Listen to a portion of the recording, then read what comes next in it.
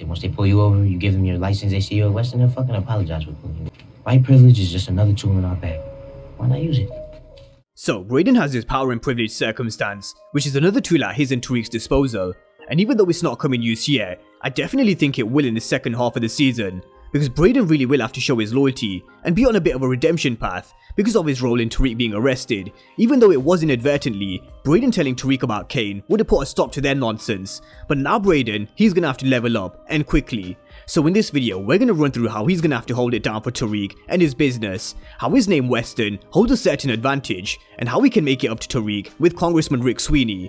And is Brayden ready to catch a body? I think so, and I'm gonna run through why. But as always with these character analysis videos, we're going to be linking in some 48 laws of power, but it is going to be a bit different for Brayden, and you'll see why. But let's start with how Brayden is going to have to hold it down for Tariq and his business, just like we went through with Effie's character analysis, and how she's going to be someone who holds it down. We really need to see the same from Brayden's side, and he's definitely got a lot of making up to do, because Tariq warned him time and time again that Kane, he can't be trusted, and neither of the Tejadas can. In season 1, he made reference to the chess pieces and said if they ever come looking for him, then just knock the pieces down, which to be fair, he did in season 1, but in season 2, Brayden's been on a bit of a path to prove himself because of how Kane's been manipulating him and playing him against Tariq. Kane's wedged himself right in the middle of Brayden and Tariq with the help of Mecca telling him that Brayden is a weakling, and by getting to Brayden, you get to Tariq. And he did this by posing as a friend and working as a spy. It's the same manipulation tactics that Kane used when he came out of prison with Tommy and Ghost.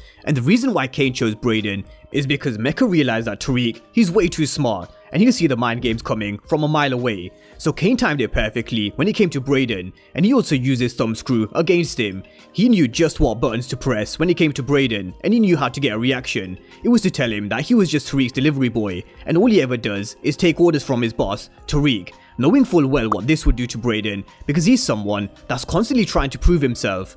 Now, this can go even deeper in the sense that Kane may be manipulating Brayden, but Kane's being manipulated by Mecca, but that's a total different story and analysis for Kane's character. But with Brayden trying to prove himself, this led him and Kane to pulling two licks in episode 4, which was with Mahoney's crew and the jewelry heist, and this is where we've seen Brayden's turn of character. We saw him pulling the trigger, and if it wasn't for Kane jamming the gun, he would have shot this store owner. The gun you gave me a jam. A jam before I need you shooting anybody in your Tom Cruise. But you can keep it. So even though Kane gave him a jammed gun, he told him that he can keep it. So Brayden's got a piece, and you can bet it's going to come back into play at some point in the second half of the season. Because is Brayden ready to catch a body? I think so. And I do think we'll see this as the stakes get higher for Brayden's character. But the question is, who could he kill?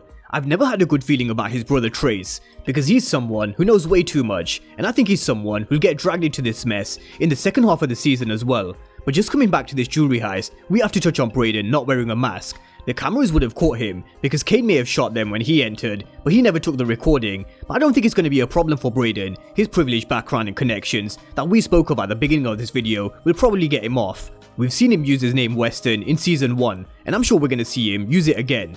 But the difference is this season, the stakes are going to be much higher, much higher, and he's going to have a choice to make. Does he continue working and siding with Kane, or does he show his loyalty to Tariq, or does he follow in the Weston's footsteps and show his loyalty towards his family? And this is why his character was described as loyalty before the season started, because you can bet he's going to be faced with a very tough decision, and at this moment, I really would like to think he'd choose Tariq and stay loyal to him, which I think he will, because as I said, he's got a bit of making up to do to Tariq, and there's a few ways he can do this. One of them could be helping with Tariq with his favour that he owes Rashad Tate, with getting him info on Congressman Rick Sweeney, because Brayden, he really doesn't give a shit about his family or his reputation and following their ways. In season 1, when he was on the corner of Queens, he said he earned that money, not his parents. He loved that shit, and it's the only thing he's ever been good at.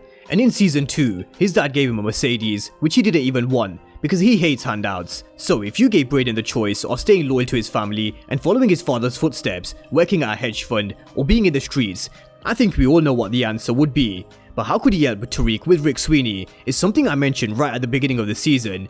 The clue was really in the conversation with his sister Becca, where she said all they ever did was take drugs and sleep with girls, and that's what Rick Sweeney is probably hiding from his past. He definitely did some dodgy shit by drugging some girls, and the evidence could definitely be in this photo album, because Rick Sweeney said he got rid of his. Now, a key detail was in this conversation, Trace said to Tariq that he can't look inside unless he pledges Kappa. And we know that Brayden has now pledged Kappa, so he's gonna have access to this album and probably a lot more. So this is one way Brayden, or maybe even Becca, can help Tariq in the second half of the season, because Courtney Kemp did say there could be some more girls in Tariq's life, and Becca Weston could prove useful, as well as Diana and Effie. So this album and Brayden pledging Kappa could definitely come in use. But let's look at some 48 Laws of Power, but it is going to be slightly different with Brayden, because he hasn't really made any power plays as of yet, but he has had several used against him by Kane. Like we went through earlier on in this video, Kane used a combination of concealing his intentions, mastering the art of timing, and posing as a friend and working as a spy.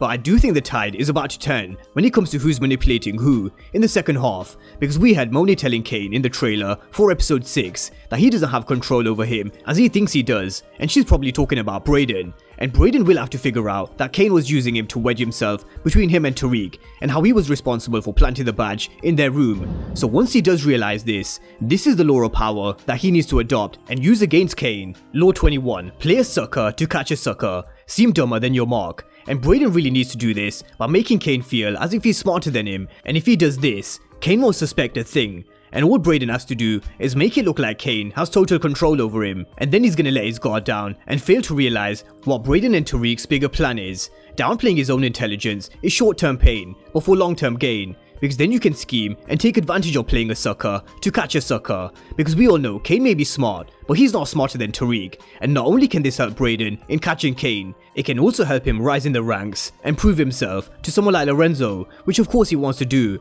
And I'm sure with Tariq now out of the picture for an episode or two, he'll be introduced to Lorenzo, who's now the head of the Tejada organization. So even though we haven't seen Brayden making a power play yet, and adopting a principle of the 48 Laws of Power, this is exactly how he could use Law 21 against Kane.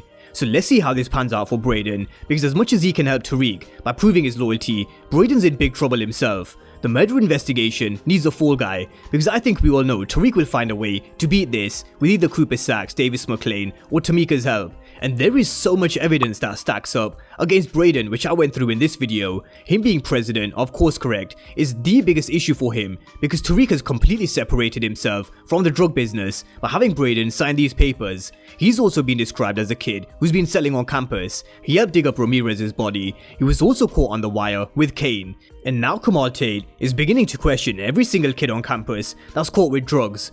So if his brother Trace is taken in for questioning, will he be able to keep his mouth shut? Because he's also someone that can link Brayden, Kane, and Officer Ramirez. So Trace Weston could be a huge problem for Brayden as the stakes get higher, with him having to prove his loyalty to either Tariq, Kane, or his family. I think eventually he will choose Tariq, and I do think he'll catch his first body in power as well. Who that could be, who knows? But drop all your comments down below in the comment section. Let me know what you think about Brayden going into the second half of the season. And of course, if you're new to the channel and you haven't done so already, then remember to smash the subscribe button if you want to see everything Power Book 2 Ghost and Power Universe related. But as always, thank you guys for watching, and I'll see you next time.